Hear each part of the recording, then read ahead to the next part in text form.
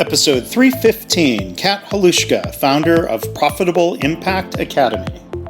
What's your favorite mistake? Oh man, you just dive right in, eh? Get right to it. I'm Mark Graben. This is my favorite mistake. In this podcast, you'll hear business leaders and other really interesting people talking about their favorite mistakes. Because we all make mistakes, but what matters is learning from our mistakes instead of repeating them over and over again. So this is the place for honest reflection and conversation, personal growth, and professional success. Visit our website at myfavoritemistakepodcast.com. To learn more about Kat, her academy, her work, and more, look for links in the show notes, or go to markgraben.com/mistake315. And now, on with the show. Hi, welcome to My Favorite Mistake. I'm your host, Mark Graben. Our guest today is Kat Halushka, a business and visibility strategist for coaches, consultants, and speakers who are ready to ditch the hustle and build magnetic money-making systems. She is the founder of Profitable Impact Academy, where she helps entrepreneurs grow their audience, automate their marketing, and land clients through the power of speaking and streamlined funnels. So joining us from Edmonton, here's Kat. Welcome to the podcast. Hello. Thanks for having me. It's great to have you here. I am interested in the things you work on because those are topics that I try to work on as a speaker and an entrepreneur. So selfishly speaking, I'm looking forward to learning from you later in the episode when we talk about your work, and I know listeners will benefit as well. But first things first, as we always do, Kat, what's your favorite mistake? Oh man, you just dive right in, eh? Get right to it. You know, I actually was thinking about that and talking about it to a couple of my business friends, and they all unanimously decided the mistake for me. Oh, really? They know this mistake already. Yeah. You know, when I just started my business, and my first business was very different from the one I have now. I was a nerd through and through, web design, and I was really passionate about it. I love anything technology and progress and systemizing and making life easier. Mm-hmm. And so I still remember starting that business and just researching how can you get those first few clients. And the same advice kept popping up. Go to networking events and then meet people, talk about what you do, and that's how you get clients. Mm-hmm. Well, sure enough, I thought, okay, I'm going to follow the direction. I'm a good student. So I found networking events, one or two every week. I would go to an event, and then at an event, you meet people. It's very short time, so short intro, and you kind of like, hey, let's go for coffee, get to know each other. I thought I was like really smart. So I would schedule all of my coffee dates back to back on the Friday in the same coffee shop at the same table, and then have like 8 to 12 of them. Rotate. Literally. I'd say speed networking, except each one is like an hour. So not really speed, if you know what I mean. Sure. And I just remember how after hundreds of those coffee dates, you kind of get the gist of it. The first half an hour, they're pitching you their business. The next half an hour, you're pitching them your business. And it was very nice to meet you. Like, you're an amazing person. You come home, you feel so good because you got to connect with all those amazing business owners and entrepreneurs. And then nothing. Mm-hmm. The business didn't grow. I mean, after hundreds, you definitely got a couple of clients, if you know what I mean. But you can clearly see how the conversions are far from the dream, and the amount of work that I had to put in to actually do it was extreme. Mm-hmm. And I just remember one of those coffee dates crashing so bad because there's only so much coffee one person can drink. And literally falling asleep on the way home and thinking it's crazy. I can't keep doing this. Knowing that the week after, one of those events actually asked me to do a very short presentation on web design and how to use websites to grow your business. And, I stood in front of the room. I was shaking. I was nervous. I didn't know what I'm going to say. I really tried to plan it. It didn't come out at all how I planned it. And I just remember I finished my talk. You have one of those like black hole gaps memories where you're like, what did I just say for 10 minutes? Right. And I remember immediately there was two people who came up and said they want to hire me to do their website. And they signed up right there on the spot. Wow. And to me, it just was such a huge aha light bulb moment to think, oh, okay, if I am in front of the room and I talk about what I do, I don't need to do hundreds of coffee dates. Yeah. I can just talk to everybody in the room in the same 10 minutes. Mm-hmm. And so I knew that this is going to be the strategy for me moving forward, is how do I get in front of the room the most so I get to do less of the coffee dates and getting a coffee addiction and a burnout. Yeah. And so to me, that was the single moment that I feel like defined my business and my life moving forward, is really burning out from all of those connections with no ROI, was knowing hundreds of people in my community, but still not having a business that could even pay my bills.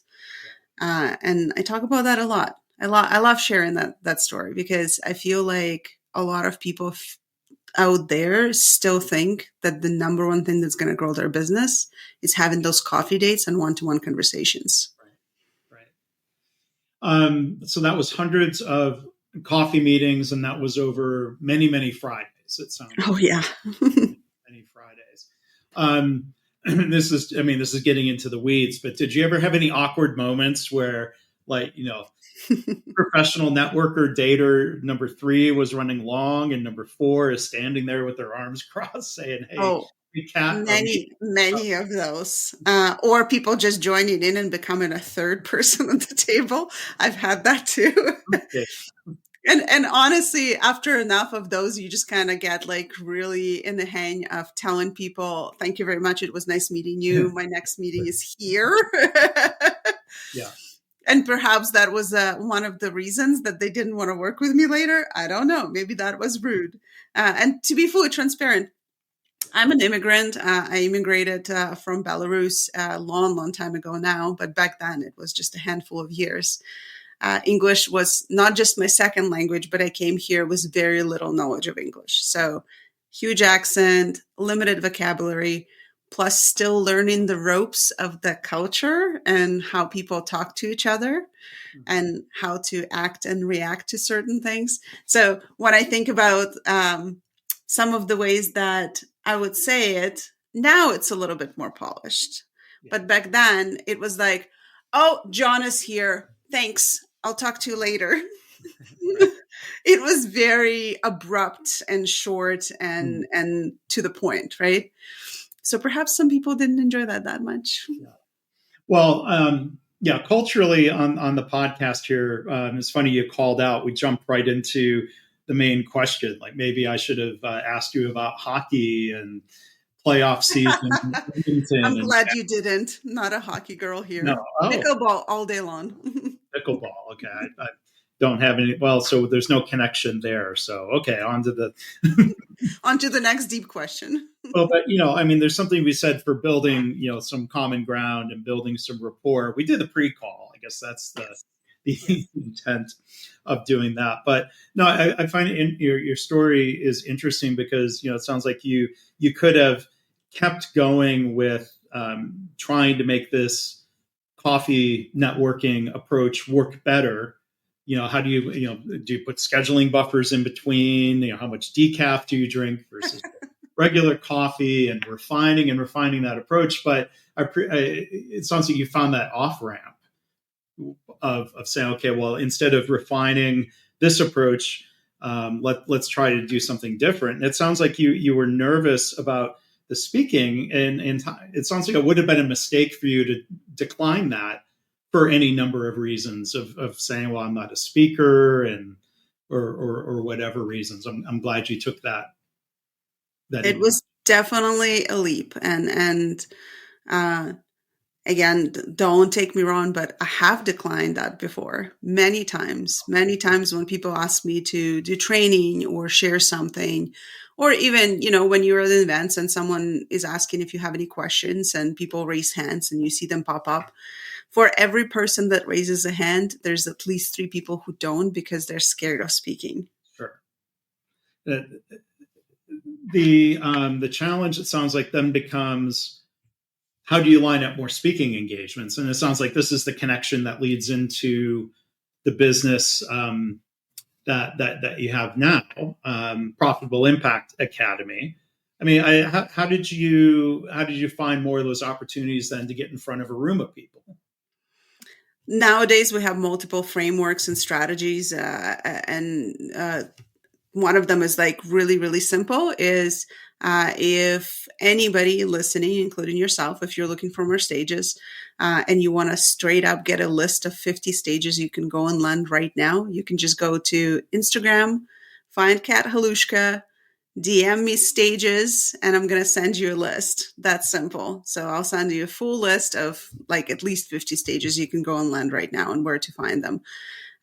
It wasn't easy to start, though. One of the things that I want audience to understand here is when you're an immigrant with an accent and people know you from networking, but that's about it. You by no means have any authority, or people don't look at you as a go-to expert or anything like that. And so one of the things that I ran against every single time that I would try to ask for a stage or apply for a stage is, frankly, people would just say no because there was no credibility behind my name. And I made it really simple. I just created my own. Yeah. And that's one thing that I'm tremendously proud of to this day. Is I started hosting my own events on every single month and started partnering with local businesses for spaces because obviously coffee days didn't pay off. So I had to find other ways to create those events on the budget.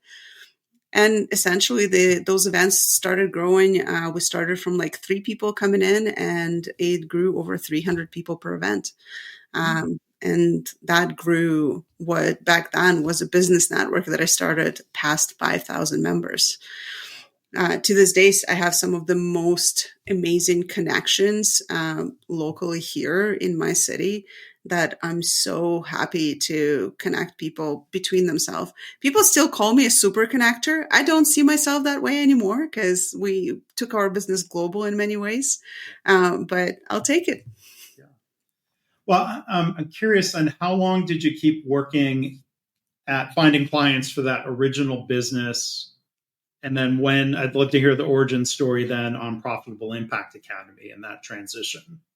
Yeah. And it was quite a few years. I'd say it was 4 or 5 years. I think a lot of influencers make people underestimate just how long it takes to find your niche and figure out what is it that you actually want to do in your business.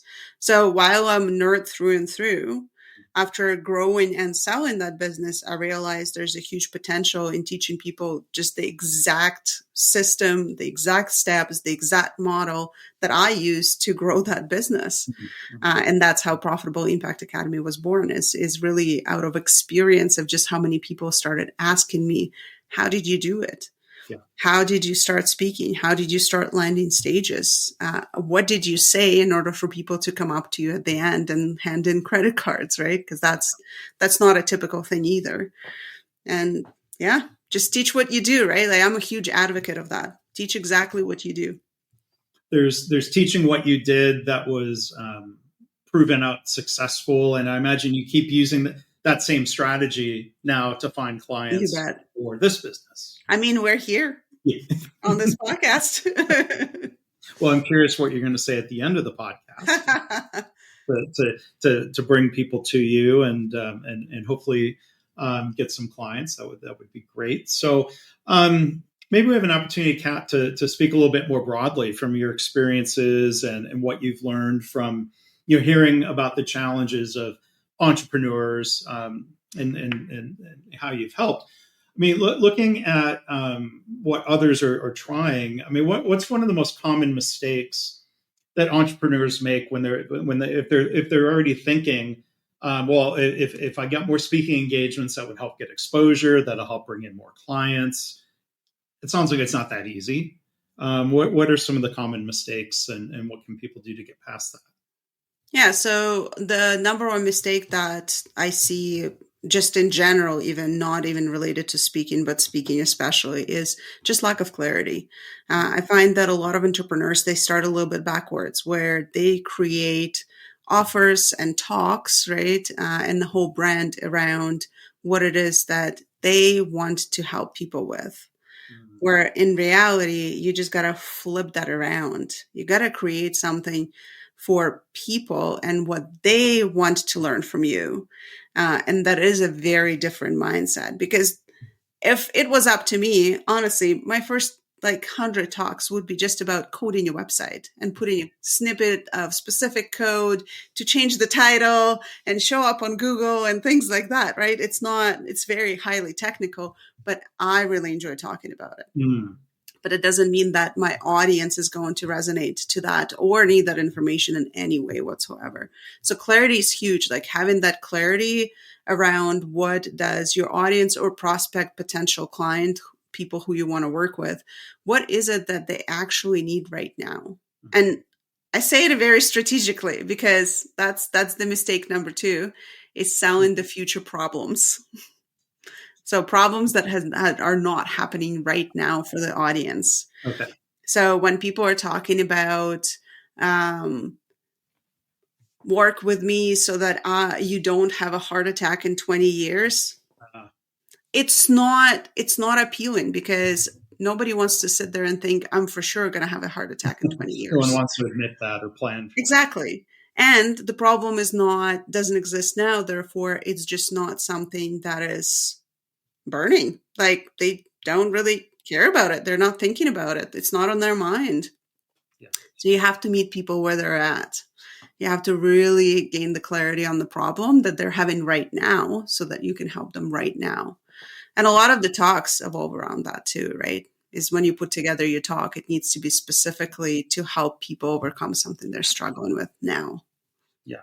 And that's not what you're saying, Kat. Sounds like classic, I'll call it modern entrepreneurship advice of instead of pushing a solution, Mhm. make sure you understand the problem that needs to be solved, not just a want to solve, but a need to solve, Yeah.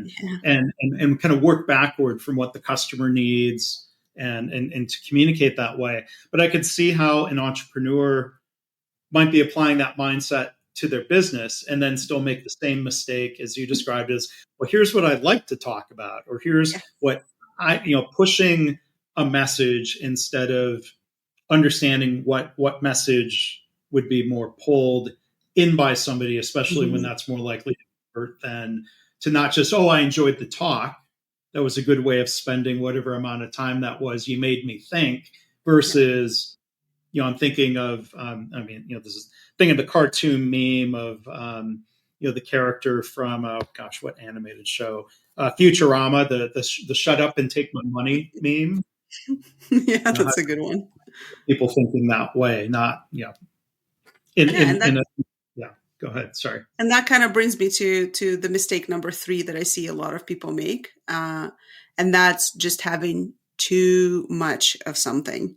So they either have too many different products, Mm, and I yeah. know, we became entrepreneurs because we want to save the world, and you still got to pick something more specific than that. Yeah. So having Everyone too many helping. offers, too many pro products, you just can't track that, right? You don't even know what's working because you're selling one of each in a year. And when it comes to speaking, it's the same thing, is working on way too many topics. In reality, each business owner needs two talks. One talk to sell what it is that you do, and one Mhm. talk to deliver it as what you do. Right? Yeah. So the first one grows your business. The second one delivers really good customer service to your clients. And it could be onboarding or training or some version of that, right? And that's it. You don't need more than one talk in order to drive clients to your business. And I see that a lot. People create a new one every week or every month, and that's just crazy. So I hear the appeal of focus And it's a matter, I mean, I guess there's a process of trying to figure out, though, which one talk is worth focusing on and refining and improving. How do we go about that?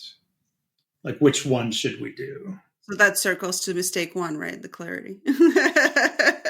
We're stuck in a cycle now. The first thing that I always recommend that my clients do, especially if they're starting out in business, is doing some market research, right? And market research is nothing but interviewing your potential clients, right? Just like we're having a conversation right now. You just sit down and interview them about themselves, their business or life, what problems they're having, what they're looking for, solutions and where, and things like that, right? So you can really go and just interview even a handful of people. And that is going to provide you a tremendous amount of information that is going to support you in creating your talk, your offers, your whole business and branding around it, right? So that would be the first step that I would always recommend. Um, what are your thoughts about like finding the right speaking opportunities? Would this include, opportunities like conferences, trying to get paid speaking engagements Mhm. at I love certain that events, question. or the well, no. So I'll leave the follow up question. I have a bad habit. I make the mistake of trying to ask a bunch of questions all intertwined. So I can relate. I can relate. We so want to talk about everything. okay. And so that's like a really big question that I get asked a lot is, do I focus on opportunities where I can speak and it doesn't matter if I get paid or not, or do I focus on the opportunities where I get paid as a speaker? The truth is, it really depends on the focus of your business, right? So there is such thing as actually doing speaking as a business, right? So you are the product and you're selling that to conferences, corporations, schools, right? So you get a fee and your business is just delivering a specific talk or customizing a talk to that organization. Great business model, not for everybody, right? Great business model, but that is the whole business, is just you being the speaker and you are the product. So you have to keep that in mind when it comes to the lifestyle that you choose in your business. Because if you don't want to travel very much because you're thinking of having a family or you have young kids, right? Or you just want to have a lot of free time for yourself, your hobbies, your families, whatever it is, right? Maybe that's not the right career and business choice because you will be required to travel a lot. It will be pretty time demanding, energy demanding. You will have to dedicate your life to that because you will work around the conference's schedule. Now, the path of being a speaker in order to grow your business, that is something else. So whether you're selling products, services, your coach, consultants, authors, speakers, whatever that is, right? That's a very different business model. So a lot of the time I give people a very specific example and the math behind it, but I'm going to simplify it. Okay. Every time I get offered a fee to speak at an event, my first question is always, can I make an offer? And most of the time, people who want to pay me will not allow for me to make an offer. So what it results in is I have to be creative about how I'm going to bring people into my business from I'm this sorry to interrupt. audience. What you mean was you want to be able to make an offer while on stage, and they're You telling got, you. yeah, Okay, yeah, I thought you meant like make an offer back to the person trying to hire you. yeah. Okay. Make an offer from stage. Yes, correct. And so now I have to be creative about how is it that I'm going to bring that audience to my business because I can't make a direct offer from stage. And so at that point, I generally start negotiation because the fee that any event organizer is going to pay me will never meet the revenue I can make from the audience in the room if I could make them an offer from the stage. The math is just not even in comparison. I recently was on the stage. It was a 2-day event. I made $109,000. There is just no organizer that would pay a speaker like me $109,000 to speak at an event like that. Right. They just wouldn't. I'm not famous. I'm not Oprah.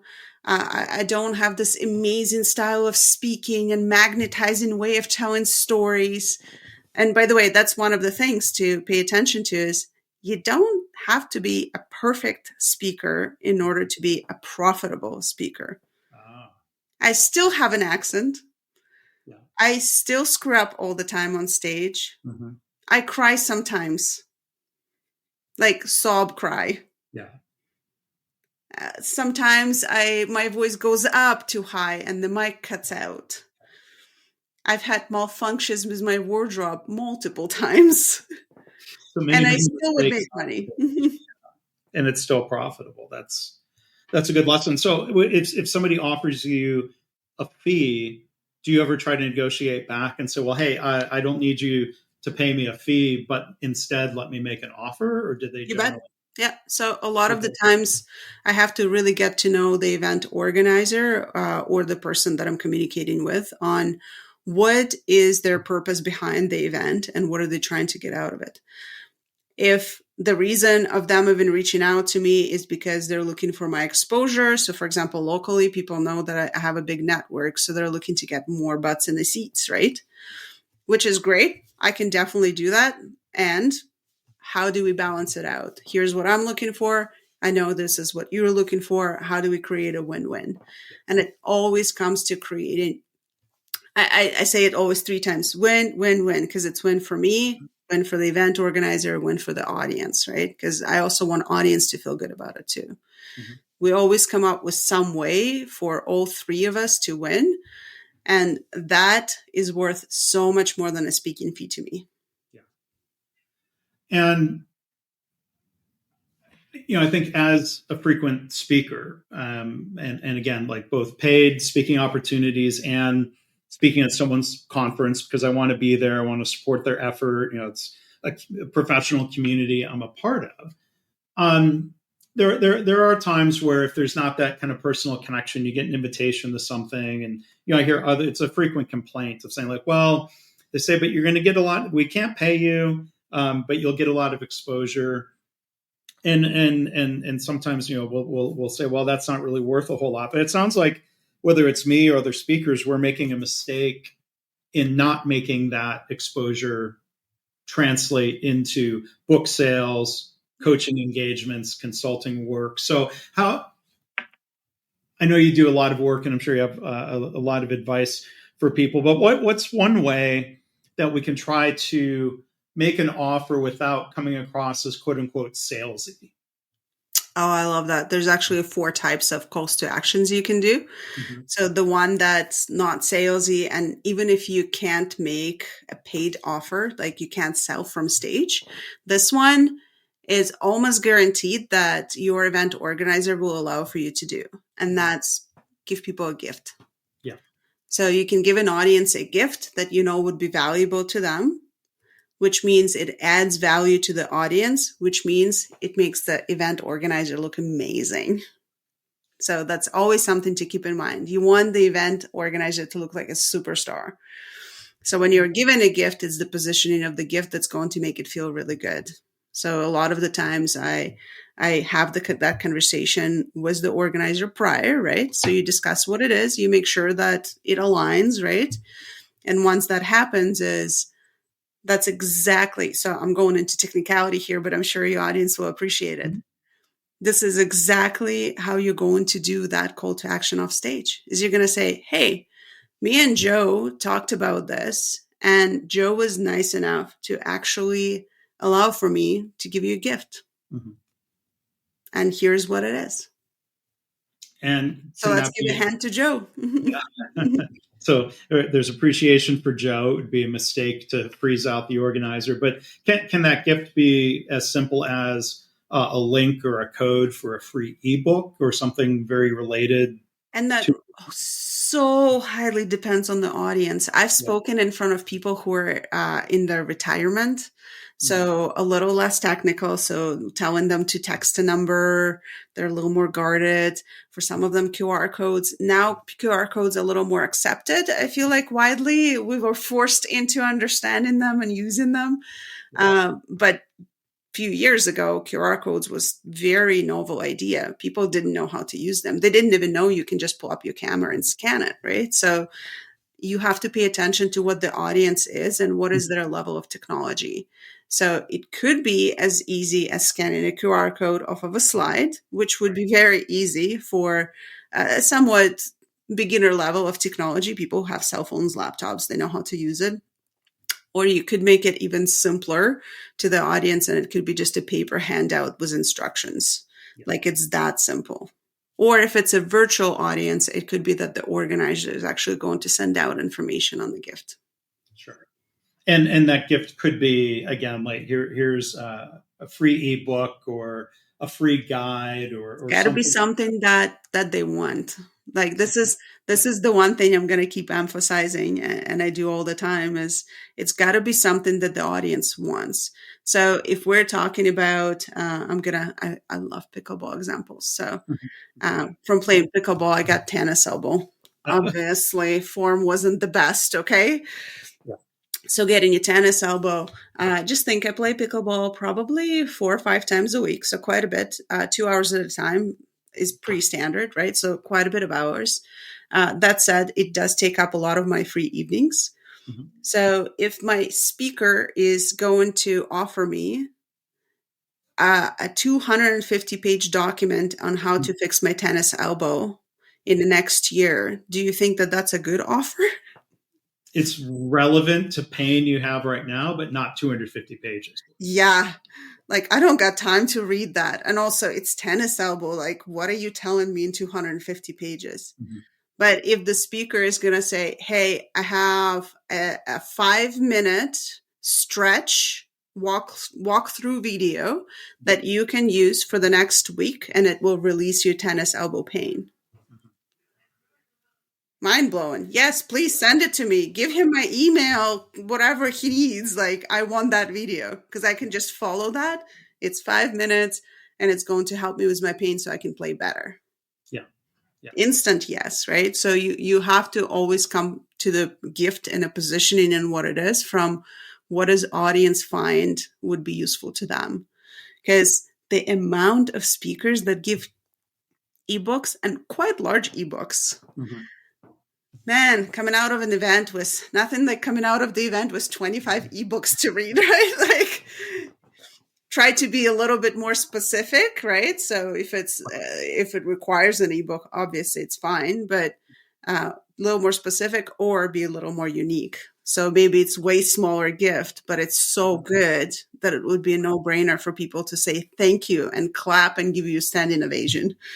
Yeah. So it sounds like being more specific and making it sound like there is some actionable value as opposed to read this book and someone saying, well, I enjoyed reading that book for as many hours as it took. It might be better to offer something like, here are the 7 specific things you can do as a leader when you get back to your office tomorrow to accomplish such and such, right? Like, yeah. People love numbered lists. Those are popular on the web for probably for good reason. So maybe something that's short and eases the pain in a way that someone thinks is digestible.